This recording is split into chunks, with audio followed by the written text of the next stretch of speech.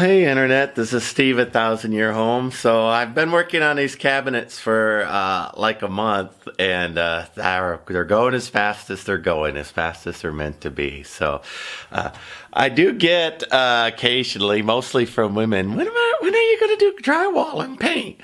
So for a woman, a house starts, the build starts when you put up the drywall and paint. But for a man, it starts with this, and I'm sorry to the viewers who are watching this, but I want you to be aware that if you're building a showcase home and you've got some things and you're doing it all by yourself, you know, unless you have more hours in a day than I do, and I only have the weekends and after the evening when I'm done with my regular work, it'll take a while. It's been about a month on here, so, but I'm super happy with it. And I was doing this as a, I did the shelf video, and I was going to go ahead and do hinges. And I realized as I started to do it, the hinges are just going to be fiddly too. And that's because of what I got for hinges. What I have are old doors that I bought from, I don't know, Morocco or someplace. I don't know where they came from. India maybe, I don't know. But I have this old plate and I don't want to remove it. Don't want to change the patina. I don't want to do anything to that. But I don't have the bottom. And you know, these do look like they're blacksmith or at very least homemade. Piece of metal somebody cut off and welded, and this was a tube and somebody welded the end. Or, I mean, they could have been blacksmith forged. I don't know. These screws are indicative because they're flathead, right? Most of this door is actually tongue and groove. Very, very little metal was used in its creation. So I have these hinges. I'm not going to remove them. I like them. And then I have this ridiculous micrometer that every time I put a battery in it, it dies immediately. So I need something better than a Harbor Freight micrometer. Okay, so what I did here, I need hinges. So I went and mic'd this and saw that it was 25/100ths of an inch. That's how big the pin was. And then I took a look, well, how deep is it? And I took a look at that. And I said, oh, that's about 1.2 inches or thereabouts, 1.2. And I've got 3 of these hinges per door. And that bottom one actually has a pin. I just noticed. Had I noticed that earlier, it would have saved me a little micrometering time. So, man, off I went with these dimensions, and I went off to the big box stores, Lowe's and Home Depot, and they, you know, the big long row of shitty hinges. All these big box, nothing decorative, nothing, and they weren't cheap either, you know, nothing decorative, nothing anything. Kind of embarrassing, but more to the point, when I took a look at the any hinge that had a pin in it, it wasn't a full pin all the way through. If you took and you looked at the Home Depot or Harbor Freight or any of the big box store hinges, they're actually just the nub of the hinge pin pressed into the top. Then the barrel was empty. And then the little fake piece here, so the pin wasn't even real. It literally as tiny a bit of pin as you could possibly get. So why do people use Amazon? Well, I took those numbers and plugged them in and looked for butterfly hinges, and I found this is what I wanted anyway. I wanted something, let me put my hand back here. See how it has a little offset? So these doors will be offset. And then I thought, well, if that doesn't work, look, see, I could use this. This one's flat. So, you know, between the offset and the flat butterfly hinge, I knew that I would have a hinge that would match that. The problem was the size that was complementary for the door was the pin came in at, you know, 3/100ths of an inch. And I need 25/100ths of an inch. So originally I thought, well, maybe I can get a drill in there and try it. And if you've watched that video, or I'll display it, you'll see I don't want to remove the hinges, and the drill is coming in at an angle, and I'll just damage the hinge pin. All right, my little butterfly hinges have come in. And of course, they'll bolt onto the outside of here, like so. And then the doors will hang on them. Got one problem. These were blacksmithed.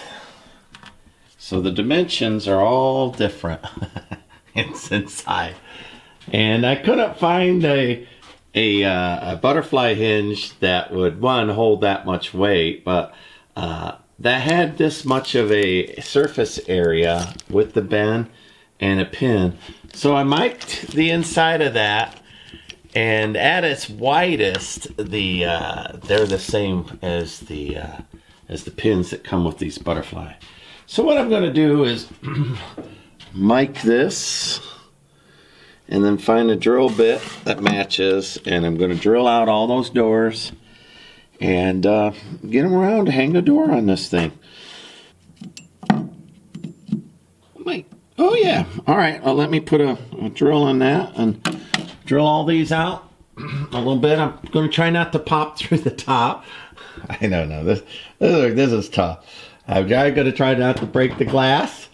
So we shall see. But I want to get this door belongs over here on this side, so I want to get it all set up today. And how pretty will that be? So let me put you on pause.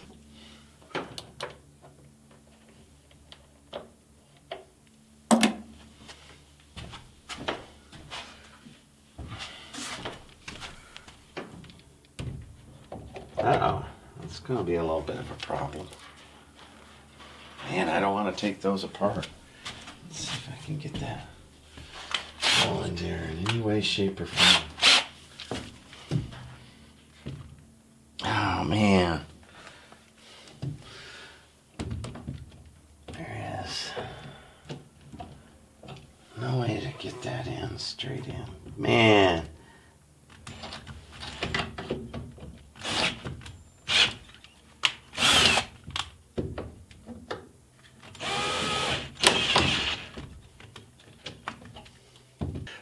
So anyway, what I need to do is I need to machine this down. So I'm off grid. Let me just pull out my 50-ton lathe that I've got in the back end and just lathe this away. So, well, obviously I don't have that, do I?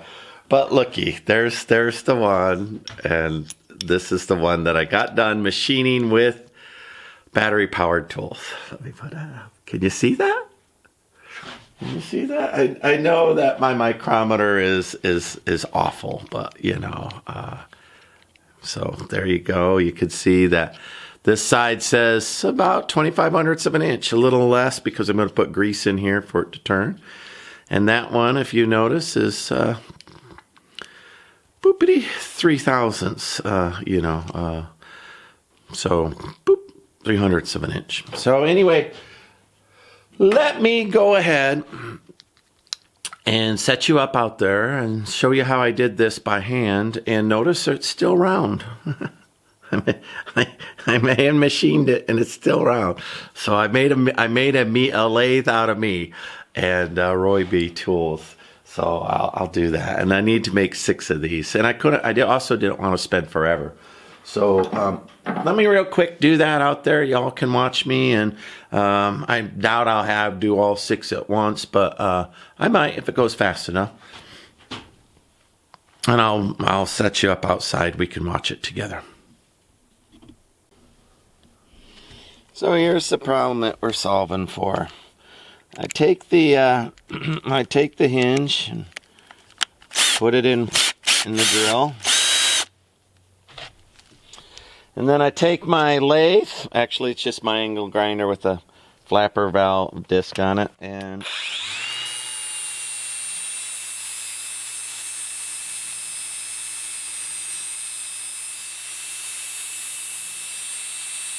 I don't know if you can see there, but I got range, so there's itty bitty sparks of metal flying off of that. I am not doing half bad there. So that, oh, looky there, smoke. Look at her smoke. Well, let's knock that. I'm going to knock that rounding off.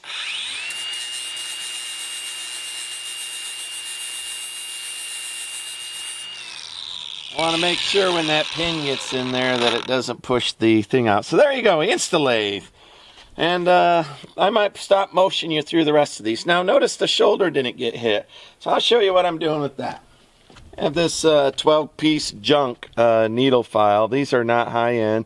Nobody die that I'm just using needle files. It's what I have. If I had big files, I would. So back to this.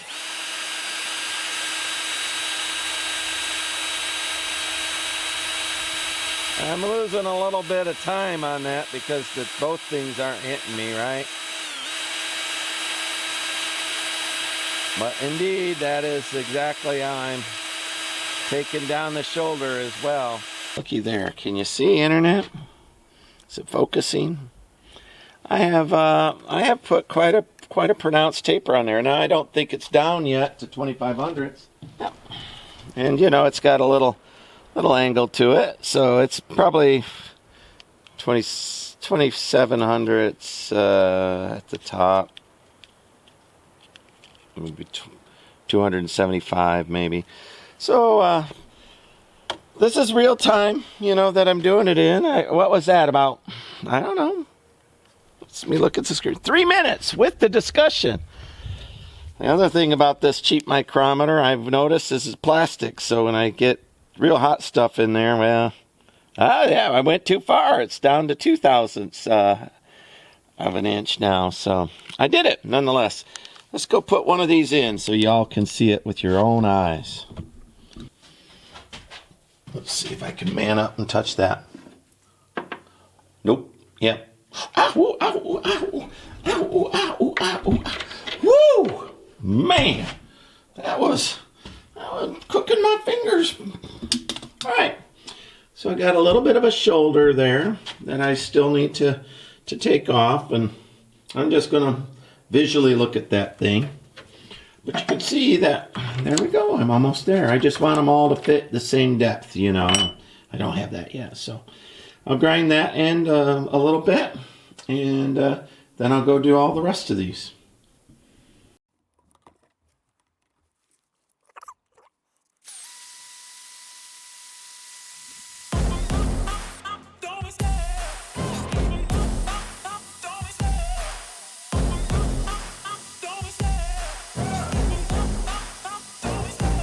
Love the chase and the hunt, and I set the pace when I'm running. I always take what I want and I always give it 100. Don't need a bank, no, I'm funded. Play the game like it's nothing. I'm always thankful for something. Don't take for granted, stay humble. Now wake up, it's time to look at the enemy. Look in the mirror if he is no friend to me. It's not working out, maybe it's the chemistry. It's time to break up so I can make a better me. Better believe in your mind, cause it's everything. You can mold, shape, find almost anything. All it takes is some time and some clarity to find your identity. It's mind over everything.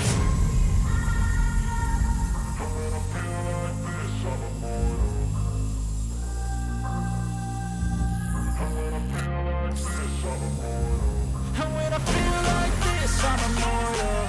When I feel like this, I'm immortal. When I feel like this, I'm immortal. When I feel like this, I'm immortal.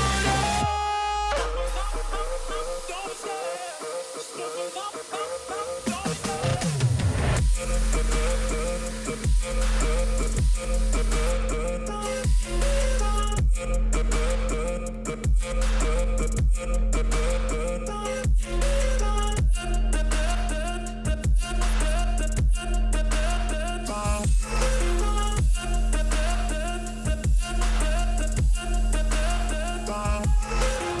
I'm so gone, no, I'm never turning back. I won't stop, I'ma fight until there's nothing left. It's so on, you're gonna be hurting bad, cause I've been to hell and back. You don't wanna make me mad, I stay strong, you will never see me crack. And if you get in my way, you're gonna feel the wrath. Gotta say it to my face while he's looking back. Mirror breaks after math, when I hate, I attack.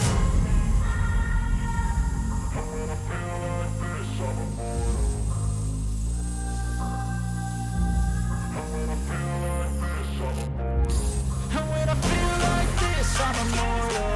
When I feel like this, I'm immortal. When I feel like this, I'm immortal. When I feel like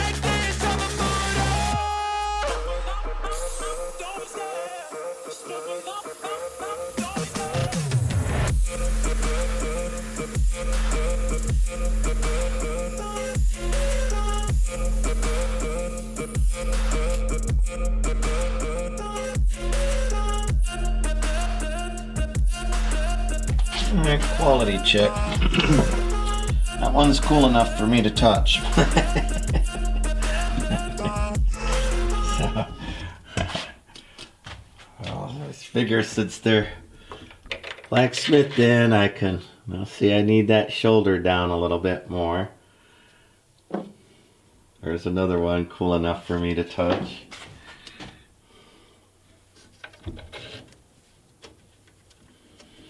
That shoulder as well.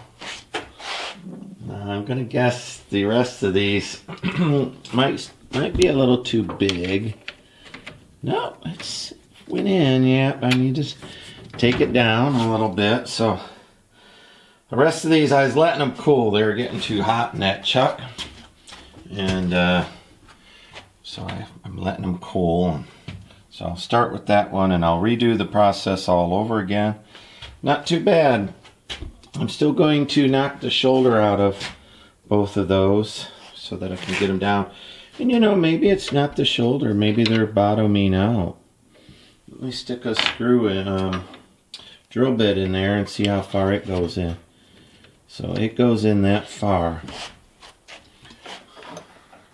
Yeah, they should bottom out on the shoulder. So the drill bit's in farther than the pin. So that fat shoulder is a bit of a problem for me. I need to knock that off. So I'll knock all the shoulders off and make them right. And then that one I need to take down. It took me about, I don't know, 6 minutes to do all of them, a minute a thing. So I was right with the 50 seconds plus the walk-in time. That's not bad. So there we go. A lathe in the forest. Now you guys know how to do that. We all figured it out together. Well, let me speed walk through the rest of this because these were blacksmith or at least custom made. It's a lot of fiddly work, and if I ran this real time, it'd be every bit of 25 minutes. Oh, look, Faro came and visited. You know, he checks on me. Very amusing. I'm glad I get to babysit him. Doggy sit, I guess. So what I'm doing there is I'm taking a look at what hinge I want to use, whether or not I want to use the flat one or the angled one. As I suspected, the angled one works there. I never did lick entirely the shoulder problem, but with the grease I got happy enough that I knew that we had a good solution with the 3 different hinges across the board. So I went ahead and started marking them all out where they are. Off screen, you might have seen a clamp. I've got the door physically clamped to the cabinet now, and just your traditional way of cutting in a recessed hinge, butterfly hinge. And there's men that do this better than me for sure. That little hand shake that I have in my one hand, it makes this kind of fine control very difficult for me. But the Spanish vibe is right up my alley. So I will go through with the razor knife a couple of times, and I score the wood so I know where I'm chiseling.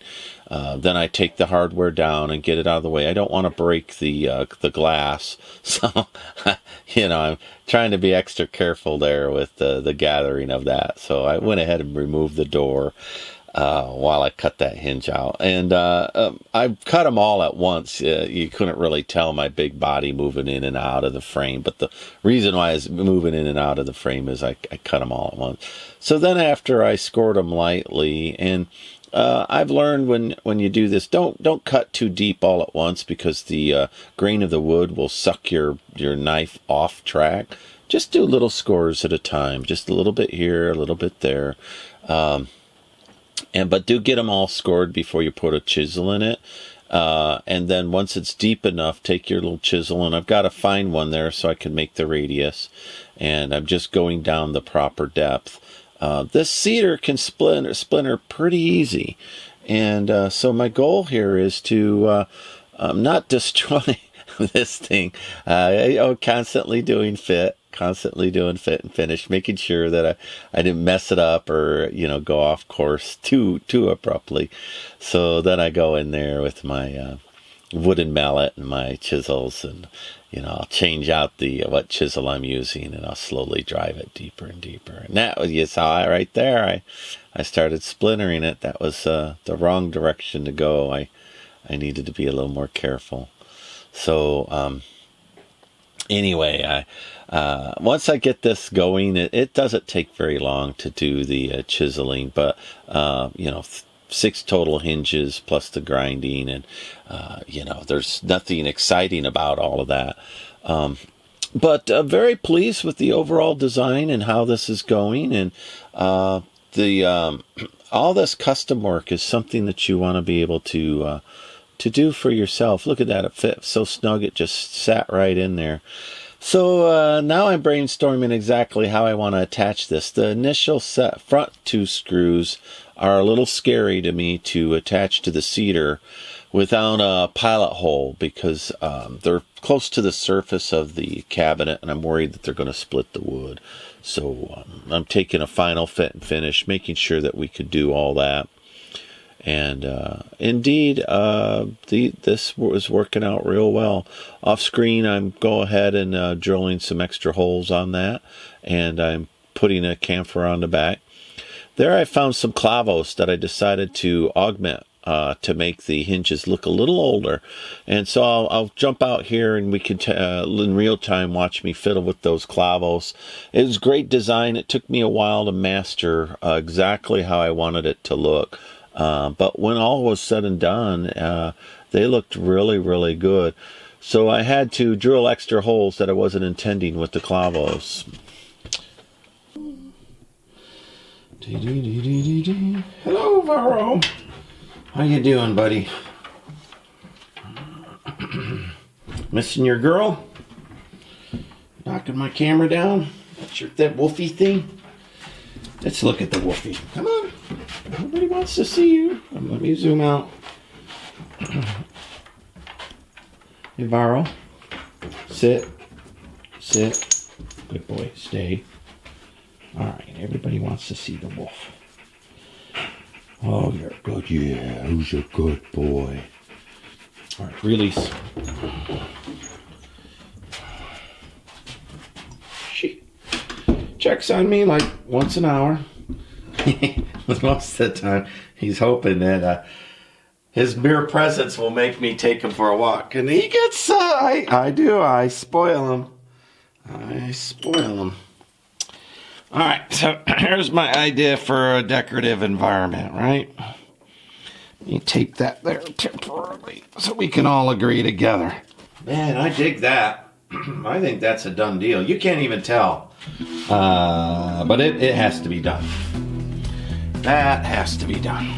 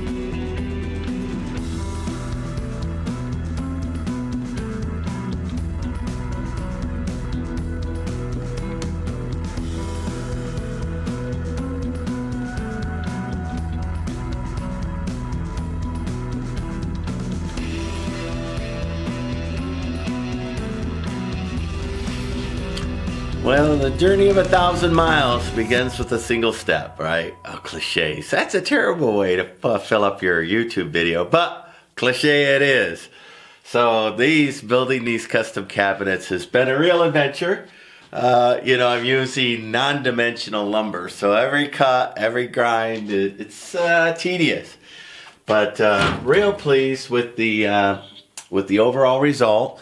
And then if you take a look at the design, it's a very, very good design. So as I've mentioned in other videos, the whole purpose of this closet is to carry a load from the ceiling. And you can see my little teeny tiny fake joist just holding up the metal.